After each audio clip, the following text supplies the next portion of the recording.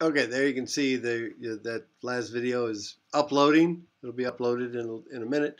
All right, so let's keep going with what the big ideas are from this chapter for a few more minutes, so we can start right away when we meet tomorrow. And I apologize for making it so late.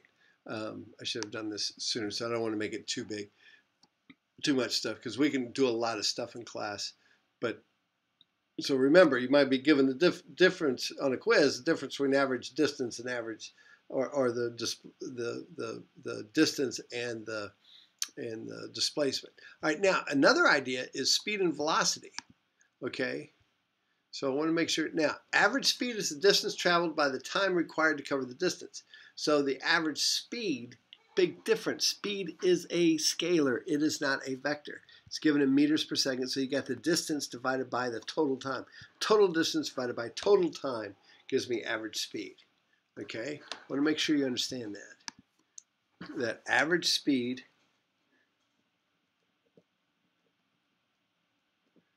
is total distance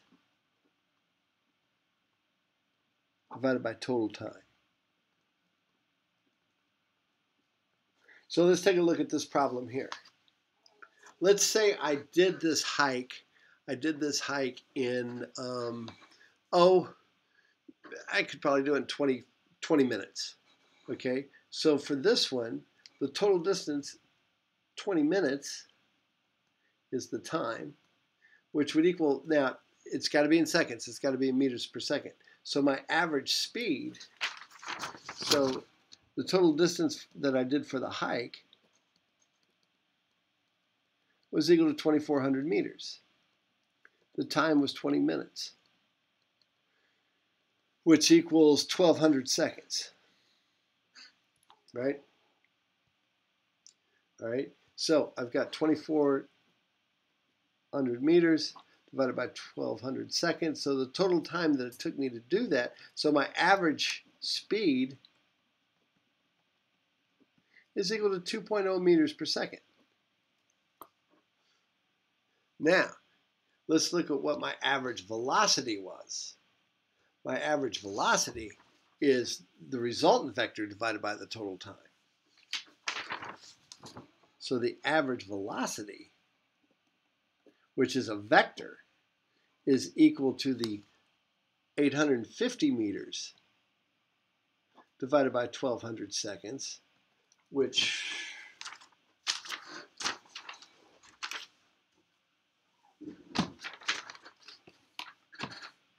850 meters divided by 1,200 seconds, 0.708. Big difference.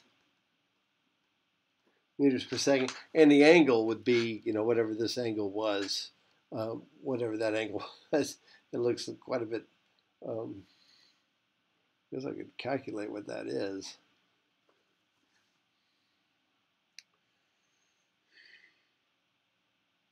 I didn't subtract by 90, I guess, but I don't need to do that right now. All right, so it's quite a bit different below the x-axis. Okay, they're kind of some degree below the x-axis. I'm not sure what it is, some x degree. All right, so there's a huge difference.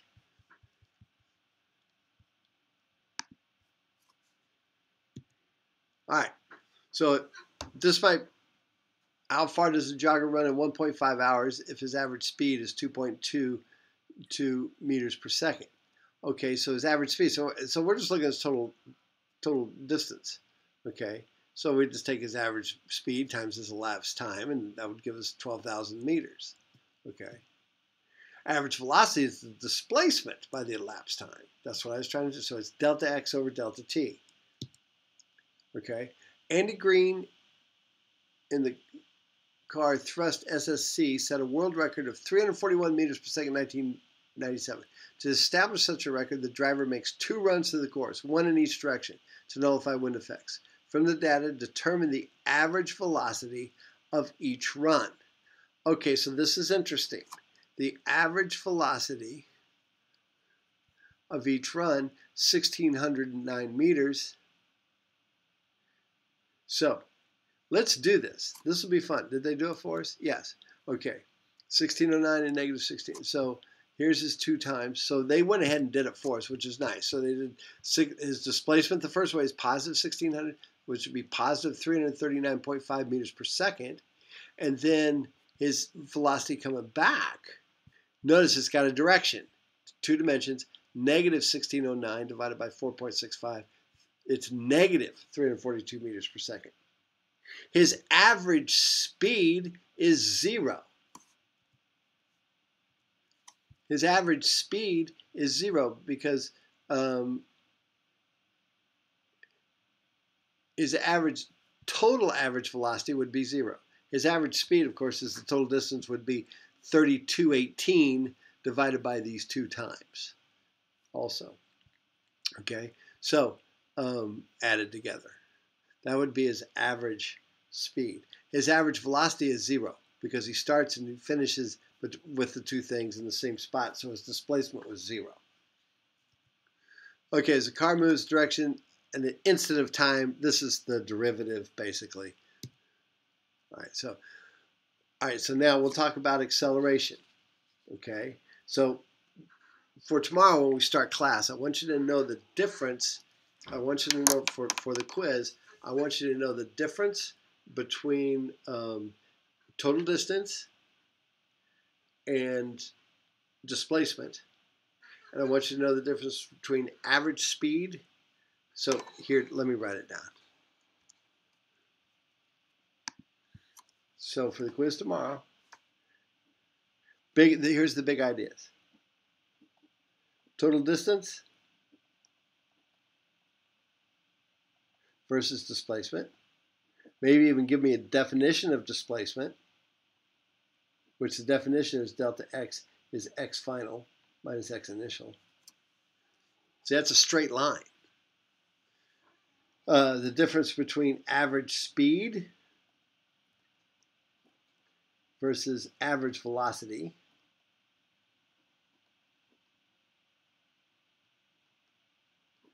And the difference between speed and velocity. You know, this is total distance divided by total time.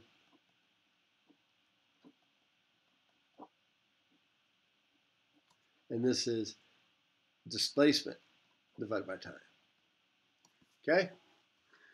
So those are some big quiz questions. So, and then when we get to acceleration then, and this will be the last thing I'll talk about, because I don't want to make it an hour-long thing because I haven't even got it to you yet. So let's talk about acceleration.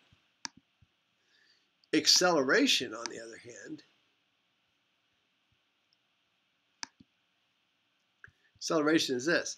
Emerges when change in velocity is combined with the time during which the change occurs. So its acceleration is the change in velocity over time. Okay, so if I go from 0 to 300 meters per second in so many seconds, or 0 to 60 in 10 seconds, that's an acceleration. All right, so determine the average acceleration of this plane. It goes from the initial velocity 0, v0 is equal to 0. The final velocity, they don't put in the f just because they want to save printing costs. Final velocity is 260 kilometers per hour. And then the change in time is 29 seconds. So its acceleration is 9 kilometers per hour per second. So that means for every second that it is traveling, it's gaining 9 kilometers per hour in speed, in velocity. All right? Because this is, notice we've got a time and a time. So it becomes time squared. So the acceleration, so he's going 9, and he accelerates for 1 second, then he's going 9 kilometers. He accelerates for 2 seconds, going 18 kilometers per hour. Okay, that's a good slide. This is good stuff. Example, acceleration decreasing. Slows down. 5 meters per second, negative 5 meters per second squared. So that means for every second, he's going to be going 5 meters per second slower. Okay, so know what acceleration is. It's the time change of things. So here again, 28 meters per second. 1 second later, he's lost 5 meters per second. 1 second later, he's lost another 5. So he's down to 18 meters per second. And so we've got the equations of kinematics. Now that you know the big ideas, then we can look at the equations of kinematics. All right, good here. So for the quiz, know about these things, and also know acceleration, which is the acceleration is a vector, and it's the change in velocities over the change in time. And then we'll mess with the equations. I'll give you some problems to get your feet wet. Then we'll mess with some equations, and I'll give you some problems to do. All right, so that should keep you busy.